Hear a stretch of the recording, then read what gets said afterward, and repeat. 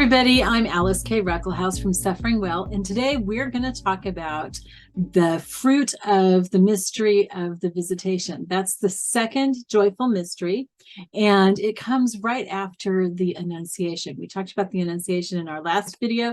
That's when Gabriel came to tell Mary that she was going to carry Jesus, the Son of God. All right, so the last thing that the angel Gabriel tells Mary is that her cousin Elizabeth, or her relative Elizabeth, is pregnant and is expecting, and she's 6 months along. This happened miraculously. Elizabeth is really elderly, and so is her husband. Her husband's a priest at the temple, and Gabriel had appeared to him 6 months earlier to tell him that they were going to have a child, and this child ends up being John the Baptist. All right, so I'm just going to read to you a little bit of the story here. This is from Luke 1. It's Luke 1, verses 39 through 45 is what I'm reading, but basically the rest of the chapter goes on with that as well. At that time, Mary got ready and hurried to a town in the hill country of Judea, where she entered Zachariah's home and greeted Elizabeth. When Elizabeth heard Mary's greeting, the baby leaped in her womb. Okay, so Elizabeth's baby, who's John the Baptist, he leaped in her womb because he recognized Jesus. And Elizabeth was filled with the Holy Spirit. Okay, so Elizabeth's filled with the Holy Spirit, and she says in a loud voice, "Blessed are you among women, and blessed is the child you will bear, or blessed is the fruit of your womb." Does that sound familiar? That's from the Hail Mary. "Hail Mary, full of grace, the Lord is with thee." That's what the angel Gabriel said to her. And then what Elizabeth says to her, "Blessed are you among women, and blessed is the fruit of your womb, Jesus.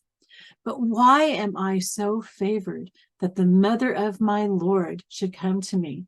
Okay, so that's where we get part of where we get Mother of God. Holy Mary, Mother of God.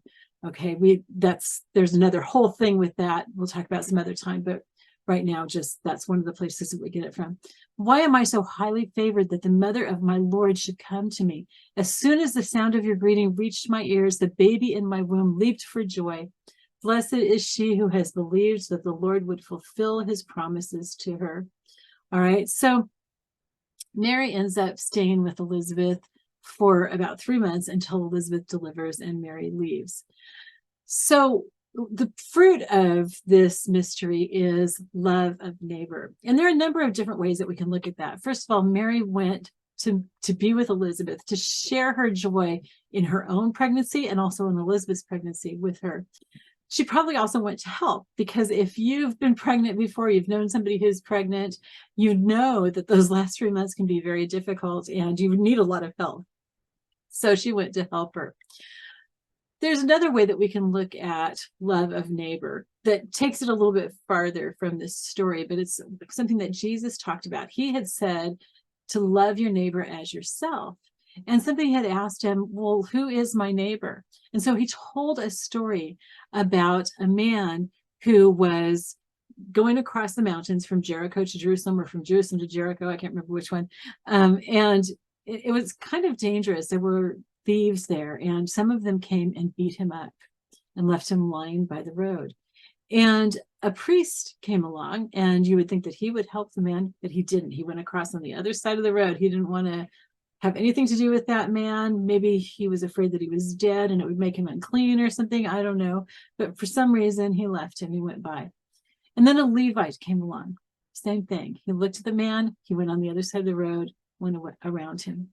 And then a Samaritan came. Now, you got to understand that the Samaritans and the Jews are enemies. There's a lot of reasons for that, but we won't get into it. Just know that they're enemies. That Samaritan came along and he saw that man lying there. And so he put oil on his wounds and dressed his wounds, and he put him on his donkey, and he took him to the closest town and paid for his stay and his care in a hotel there.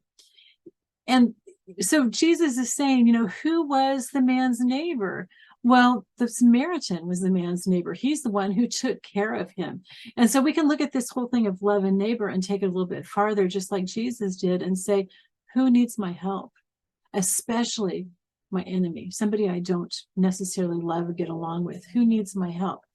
So some questions that you can ask yourself as you meditate on this. And again, don't try to think of all of these in one day. In fact, some of these you might want to think of for a few different times. Just think through it.